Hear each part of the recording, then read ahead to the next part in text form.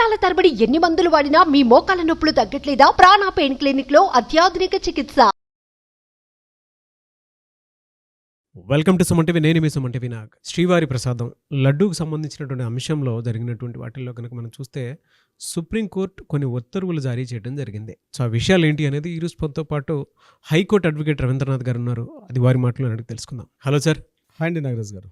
Sir, పెద్ద సంచలనంగా మారినటువంటి విషయం ఏదైనా ఉంది అని అంటే హిందువుల మనోభావాలు దెబ్బతిన్నాయని చెప్పేసి ప్రతి ఒక్కరూ బాధపడ్డ సందర్భం అది. చాలామంది దీనికి సంబంధించినటువంటి వాటిల్లో ఒక్కొక్క రైట్ న్యూస్ కావాలని కోరుకున్నటువంటి వాళ్ళు కూడా చాలామంది ఉన్నారు. శ్రీవారి ప్రసాదానికి సంబంధించినటువంటి లడ్డూ వివాదం ఇది సుప్రీంకోర్టు ఉత్తర్వులు ఏం జారీ చేసింది, ఏ విధంగా ఉండే అవకాశం ఉంది? కోర్టు తన ఉత్తర్వులు చేస్తూ శ్రీవారి ప్రసాదం లడ్డూకు సంబంధించి కోర్టు తన ఉత్తర్వులను వెలువరుస్తూ ఒక సెంటెన్స్ వాడడం జరిగింది. ఆ యాస్టి సెంటెన్స్ మీకు వినిపించే ప్రయత్నం చేస్తాను. కోర్టును రాజకీయ యుద్ధభూమిగా ఉపయోగించుకోవడానికి మేము అనుమతించబోము అని స్పష్టం చేస్తున్నాము. దిస్ ఈజ్ ఇచ్చిన రిపోర్ట్లో ఫస్ట్ లెటరే. మేము రాజకీయ యుద్ధభూమిగా ఉపయోగించుకోవడానికి, అంటే కోర్టును రాజకీయ యుద్ధభూమిగా ఉపయోగించుకోవడానికి మేము అనుమతించబోము. ఇది మెయిన్ సెంటెన్స్. కానీ ఈరోజు ఏం జరుగుతుందంటే, బయటకు వచ్చినట్టు వాళ్ళు మాకు సపోర్ట్గా ఉందంటే మాకు సపోర్ట్గా ఉందని ఇరు పార్టీల వాళ్ళు కూడా తిరుమల శ్రీవారిని కూడా తమకు అనుకూలంగా మార్చేసుకుంటున్నారు. అసలు ఈ వివాదం ఎందుకు మొదలైంది, ఎలా మొదలైంది, ఎందుకు ఇక్కడ దాకా వచ్చింది అన్నది క్లుప్తంగా ఒక విషయంలో మీతో మాట్లాడి తర్వాత వివరాల్లోకి వెళ్ళే ప్రయత్నం చేస్తాను నాగరాజు గారు. ముఖ్యంగా తిరుమల శ్రీవారి లడ్డూ ప్రసాదం మీద సంబంధించి ఇందులో కల్తీ నెయ్యి వాడారు, అంటే పంది కొవ్వును వాడారు, యానిమల్ ఫ్యాట్స్ని వాడి గడిచిన జూలైలో వచ్చినటువంటి ఏదైతే సప్లై చేశారో ఈఆర్ ప్రొడక్ట్స్ నుంచి, ఈఆర్ డైరీ ప్రొడక్ట్స్ నుంచి వచ్చినటువంటి ఏదైతే 2 ట్యాంకర్లు వచ్చాయో మొత్తం 10 ట్యాంకర్స్ వచ్చాయి. అందులో 2 ట్యాంక్స్ పూర్తిగా కల్తీగా ఉన్నాయని మేము అనుమానించాం కాబట్టి వాటిని ల్యాబ్కి పంపించాం. ల్యాబ్ ప్రకారం ఎన్డీడీబీ, అంటే ఎక్కడైతే గుజరాత్లో ఉన్నటువంటి లోకల్ రిపోర్ట్సే కాకుండా నేషనల్ డైరీ డెవలప్మెంట్ అక్కడ పంపించాం. అక్కడ వాళ్ళు కూడా దీన్ని కన్ఫర్మ్ చేశారు. ఇందులో యానిమల్ ఫ్యాట్స్ ఉన్నాయని చెప్పారు కాబట్టి ఇది యానిమల్ ఫ్యాట్స్ని కలిగి ఉన్నాయని చెప్పి చంద్రబాబు నాయుడు గారు, రాష్ట్ర ముఖ్యమంత్రి చంద్రబాబు నాయుడు గారు ఒక ప్రకటన జారీ చేశారు. ఆ ప్రకటన జారీ చేసిన తర్వాత ఇమీడియట్గా నెక్స్ట్ డే సెప్టెంబర్ 19 చేశారు.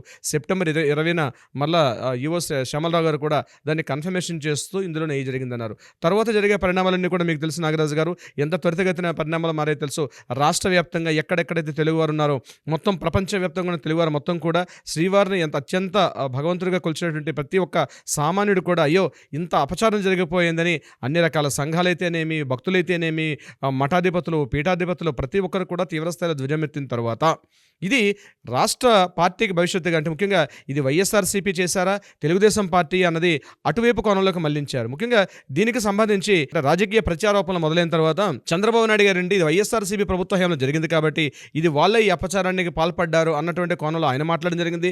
దీని మీద వైసీపీ వాళ్ళు చెప్పినటువంటి ప్రకటన అంటే లేదు, మార్చి 16 ఎన్నికల నోటిఫికేషన్ జరిగింది కాబట్టి ఎన్నికల నోటిఫికేషన్ తర్వాత మాకు తిరుమల తిరుపతి దేవస్థానం మీద మాకు ఎటువంటి అజమాయిషి ఉండదు. సో అక్కడ జరిగే విషయాలంటే కూడా తిరుమల తిరుపతి దేవస్థానం పూర్తిగా బాధ్యత వహిస్తుంది. దీనికి మా వైఎస్ఆర్సీపీకి, వైఎస్ఆర్ ప్రభుత్వానికి మాకు ఎటువంటి సంబంధం లేదని చెప్పి అప్పుడు పనిచేస్తున్నటువంటి ఆ టైంలో ఉండే వైవి సుబ్బారెడ్డి గారు, అంటే చైర్మన్గా పనిచేసిన వైవి సుబ్బారెడ్డి గారు, అదేవిధంగా భూమన కరుణాకర్ రెడ్డి గారు, మిగిలిన వారందరూ కూడా ఆరోపించడం జరిగింది. ఈ రకంగా ఇలాంటి పరిణామాలు జరుగుతున్న పరిణామంలోనే రాష్ట్ర ప్రభుత్వం ఒక సిట్ని ఏర్పాటు చేశారు.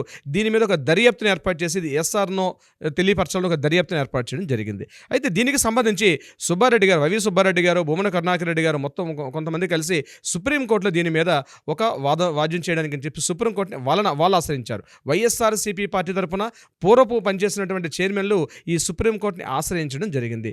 దీని మీద రాష్ట్ర ప్రభుత్వం, అదేవిధంగా తిరుమల తిరుపతి దేవస్థానం వీళ్ళందరినీ ప్రతివాదన చేస్తూ సుప్రీంకోర్టుని వీళ్ళు ఆశ్రయించారు. అయితే ఆశ్రయించినప్పుడు ఏమేం జరిగింది, దీనికి సంబంధించింది ఏపీ స్టేట్ తరపున ముకుల్ రోహిత్గి అన్నటువంటి న్యాయవాది గారు, అదేవిధంగా టీటీడీ తరపున సిద్ధార్థ్ లోత్రా గారు, ఈ పేరు బహుశా మీరు వినే ఉంటారు నాగరాజు గారు, అలాగే వైవి సుబ్బారెడ్డి గారి తరపున కపిల్ సిబాల్ గారు, అదేవిధంగా మన central solicitor general Tushar Mehta గారు.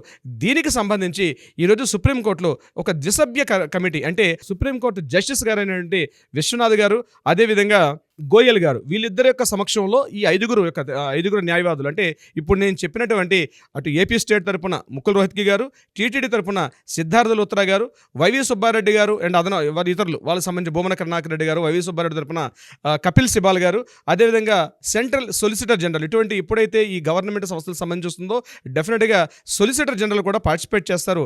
ప్రెజెంట్ ఆయన మనకి తుషార్ మెహతా గారు సెంటర్లో ఉన్నారు, ఆయన కూడా ఈ యొక్క పార్ట్లో జరగడం జరిగింది. అయితే వీళ్ళు ఏం చేశారు, వీళ్ళందరూ కూడా డిస్కషన్స్ సుప్రీంకోర్టులో ఒక అంటే ఈ యొక్క వాద్యం జరిగింది.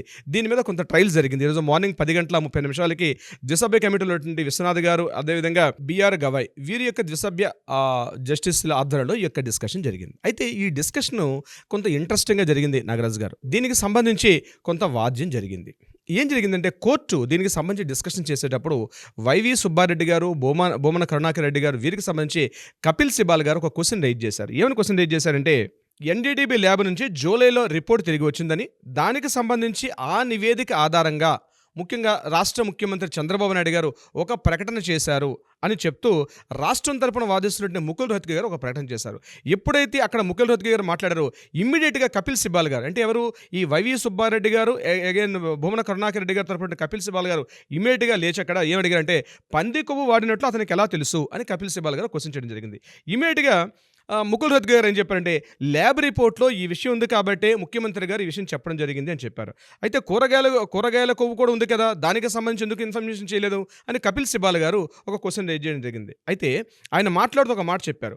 July 6th and July 12th తేదీలో 2 ట్యాంక్స్ వచ్చాయని చెప్పి, మరియు వాటిని ఉపయోగించలేదని చెప్పారు కదా, మరి ఉపయోగించలేదని చెప్పినప్పుడు వాటిలో ఉన్నటువంటి ఏదైతే కొవ్వు కలుషితమైంది అది ప్రసాదంలో వాడినట్టుగా రాష్ట్ర ముఖ్యమంత్రి గారు ఎట్లా రిపోర్ట్లో ఉన్నటువంటిది ఎలా ముందే కన్ఫర్మ్ చేస్తారు అని కపిల్ సిబల్ గారు చాలా తెలివిగా ఒక క్వశ్చన్ చేయడం జరిగింది. అయితే అప్పుడు విశ్వనాథ్ గారు ఏమంటే జస్టిస్గా ఉన్నటువంటి జస్టిస్ విశ్వనాథ్ గారు ఏమంటే లూథర్తో మాట్లాడారు. ఈ రాబర్ట్ లూథర్ ఎవరు అంటే మనకి టీటీడీ తరపున ఉన్నటువంటి అడ్వకేట్. టీటీడీ తరపున సిద్ధార్థ లూథ్రా న్యాయవాది ఏం మాట్లాడుతున్నారంటే జూలై 6-12 తేదీలో కొండపైకి చేరిన నెయ్యి కలుషితమైంది, అది కన్ఫర్మేషన్ చేశారు. కలుషితం అయితే అడిగారు ఇమ్మీడియట్గా మన కపిల్ సిబల్ గారు, మరి కలుషితమైందని చెప్పారు కదా, మరి పొల్యూట్ అయినటువంటి ఏదైతే ఈ నెయ్యిని మీరు టెంపుల్ దాకా ఎందుకు తీసుకొచ్చారు? మీరు ముందే మీకు చెక్ పోస్టులు ఉన్నాయి కదా, చెక్ పోస్టుల దగ్గర వాటిని ఎందుకు ఆపలేకపోయారు? మిగిలిన 6 కన్ఫర్మేషన్ ఉంది, వీటిలో ఉన్నట్టు మీకు ఆల్రెడీ మీరు గెస్ చేసినప్పుడు వాటిని ఇక్కడే ఇందాక ఆపచ్చు కదా, కొండపై దాకా మీరు ఎందుకు తీసుకెళ్లారు అని కపిల్ సిబాల్ గారు క్వశ్చన్ రైజ్ చేయడం జరిగింది. దానికి అప్పుడు ఇతను సిద్ధార్థ లూథ్రా గారు, టీటీడీ తరపున వాదిస్తున్నటువంటి సిద్ధార్థ లూథ్రా గారు ఏం చెప్పారంటే మేము కాంట్రాక్ట్ని డిసెంబర్లోనే ఇచ్చాము, సో డిసెంబర్ నుంచి ఇవే కాంట్రాక్ట్స్ కంటిన్యూ వస్తున్నాయి, అప్పుడు పరీక్షించలేదనేది ల్యాబ్ రిపోర్ట్స్ మాకు అందలేదు, కానీ ఏదైతే జూలై 6-12 తారీఖులో వచ్చిన వాటిలో మాత్రం మేము సస్పెక్ట్ చేసాం, బహుశా అక్కడ స్మెల్ కావచ్చు, లేకపోతే ఆ క్వాలిటీని మేము చూసి చెప్పడం జరిగింది, కాబట్టి డిసెంబర్ నుంచే ఈ కాంట్రాక్ట్ ఆయన సప్లై చేస్తున్నాడు అని చెప్పి టీటీడీ తరపున వాదిస్తున్నటువంటి సిద్ధార్థ లూథ్రా చెప్పడం జరిగింది. ఈ డిస్కషన్లో జరుగుతుండగానే జస్టిస్ గవాయ్ గారు మాట చెప్పారు, ఇది రాజకీయ వేదిక కాదు, రాజకీయ వేదికలు ఉంటే మీరు బయటలో మాట్లాడుకోండి, దర్యాప్తు సంస్థ ఇట్లా మాట్లాడుకుంటే కాదు, దీని మీద ఎవరు కూడా ఎక్స్పర్ట్స్ కాదు, కాబట్టి ఆల్రెడీ ఇక్కడ స్టేట్ గవర్నమెంట్ ఒక సిట్ దర్యాప్తు సంస్థ వేశారు, దాన్ని అట్లా పక్కన పెట్టి సిబిఐ ఆధ్వర్యంలో ఒక స్వతంత్ర దర్యాప్తు సంస్థ, సెంట్రల్ బ్యూరో ఆఫ్ ఇన్వెస్టిగేషన్ ద్వారా ఒక స్వతంత్ర దర్యాప్తు సంస్థని ఇక్కడ ఏర్పాటు చేయడం ద్వారా కొంతవరకు విచారణ చేస్తే వాళ్ళు ఇచ్చిన రిపోర్ట్ని బేస్ చేసుకొని మేము తీర్పు ఇవ్వడానికి మాకు ఈజీగా ఉంటుంది, మీరు కండిషన్స్ చెప్తున్నారు అన్న విషయాన్ని జస్టిస్ గవాయ్ గారు ఈ మాట చెప్పడం జరిగింది. సో స్వతంత్ర దర్యాప్తులు ఎవరు ఉండాలి? ఇమీడియట్గా రాష్ట్రం తరపున మాట్లాడుతున్నటువంటి సొలిసిటర్ జనరల్ ఒక మాట చెప్పారు తుషార్ మెహతా గారు, ఆల్రెడీ రాష్ట్ర ప్రభుత్వం ఒక సిట్ని వేశారు, ఆ సిట్ మీద కొంత నమ్మకం ఉంది అని చెప్పారు. తుషార్ మెహతా గారు మాట చెప్పారు. అయినప్పటికీ కూడా ఇప్పుడు ఎవరైతే ఎవరైతే ఈ కంప్లైంట్ చేసినటువంటి వైవి సుబ్బారెడ్డి గారు, బొమ్మన కరుణాకర్ రెడ్డి గారు ఏదైతే ఉన్నారో అంటే వాళ్ళ హయాంలో దీని మీద కంప్లైంట్ ఉంది అని అంటున్నారు, కాబట్టి దీని మీద ఈ సిట్ని వీళ్ళు విశ్వసించే పనిలో లేరు.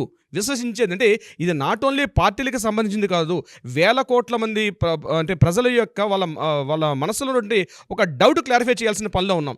దీనికి సంబంధించి ఒక స్వతంత్ర దర్యాప్తు వేస్తేనే దీనికి సరైన క్లారిటీ వస్తుందని తుషార్ మెహతా గారు సూచించారు. సో ఇమీడియట్గా తుషార్ మెహతా గారు ఏదైతే అదనపు సొలిసిటర్ జనరల్ అయినటువంటి ఏదైతే తుషార్ మెహతా గారు సూచించారో దానికి సంబంధించి ఇమీడియట్గా జస్టిస్ గవాయ్ గారు కూడా ఒక మాట చెప్తున్నారు. ఇమీడియట్గా సిబిఐలో ఉన్నటువంటి 2 డైరెక్టర్సు, స్టేట్ గవర్నమెంట్ నుంచి ఒక 2 ఆఫీసర్సు, ఫుడ్ సేఫ్టీ ఆఫీసర్స్ నుంచి ఒక పర్సన్ పెట్టి మొత్తం 5 సభ్యులతో ఉన్నటువంటి ఒక కమిటీని వేయండి. ఈ కమిటీ పూర్తిగా ఎప్పటి నుంచి ఎప్పటి వరకు వీటి మీద కంప్లీట్ ఒక దర్యాప్తు చేస్తారు.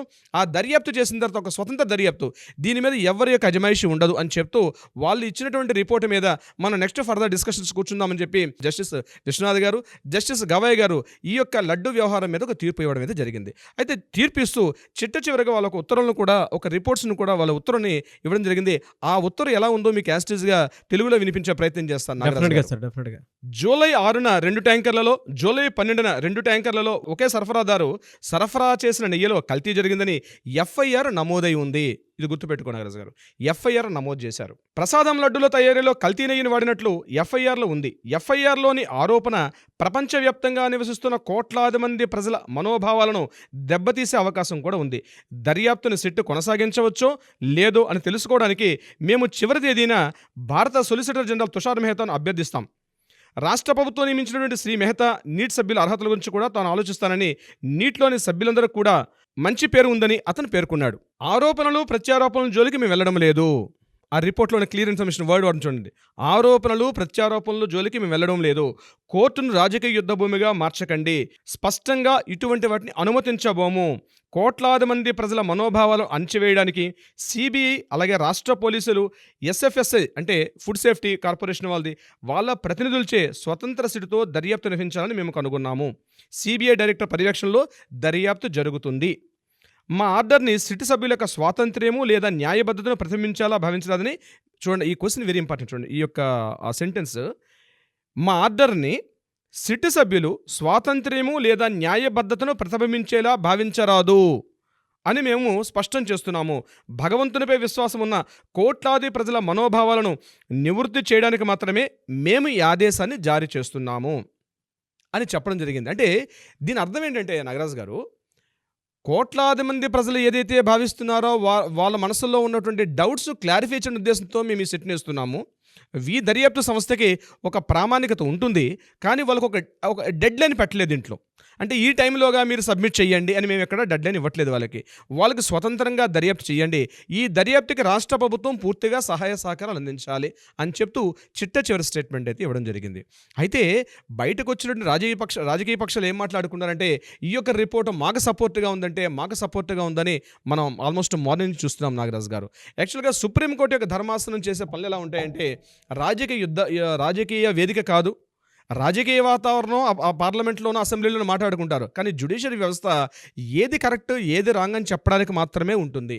ఇక్కడ న్యాయవాదులు కూడా మాది రైట్ అంటే మాది రైట్ అని చెప్పడానికి ప్రయత్నిస్తారు, కానీ చివరిగా ఏదైతే సిట్ దర్యాప్తు సంస్థ ఇచ్చినటువంటి అల్టిమేట్ ఏదైతే ఒక కాపీ ఉంటుందో, ఫైనల్ రిపోర్ట్ ఉంటుందో, దాన్ని బేస్ చేసి వచ్చే అవకాశం అయితే ఉంటుంది. అయితే రాష్ట్ర ప్రభుత్వం దీని మీద తీసుకున్న నిర్ణయాలు మాత్రం కొంతవరకు ఆ మొత్తం ఎంటైర్ డిస్కషన్ మనం చూసినప్పుడు మాట అనిపించింది, చంద్రబాబు నాయుడు గారు మాత్రం కొంత తొందరపాటు పడ్డారు ప్రెస్ మీట్ పెట్టి అని మాత్రం మనకు ఎంటైర్ ఎపిసోడ్ మనం చూస్తే మాత్రం కనిపిస్తుంది నాగరాజు గారు. చూద్దామండి మన ప్రజలు కూడా ఏం చెప్తారు ఏంటి అనేటువంటి దానికి. ఎందుకంటే ధర్మాసనం చెప్పినటువంటి విషయాల ప్రకారం కనుక మనం చూస్తే, మీరు ఇందాక చెప్పినట్టు స్టేట్మెంట్ కూడా ఏమో తొందరపాటు జరిగిందేమో అనుకున్నటువంటి ఆలోచన అయితే ఎవరికైనా కలక్క మానదు. సో మన ప్రజలు ఏం చెప్తారు అనేటువంటిది కింద కామెంట్ బాక్స్లో పోస్ట్ చేసే దాన్ని బట్టి చూద్దాము. థ్యాంక్ యూ అండి. Thank you so much Ravindranath garu. Thank you so much Nagaraju garu. Suman టీవీలో మీ పర్సనల్ అండ్ బిజినెస్ ప్రమోషన్స్ కోసం కింది నెంబర్కి కాంటాక్ట్ చేయండి.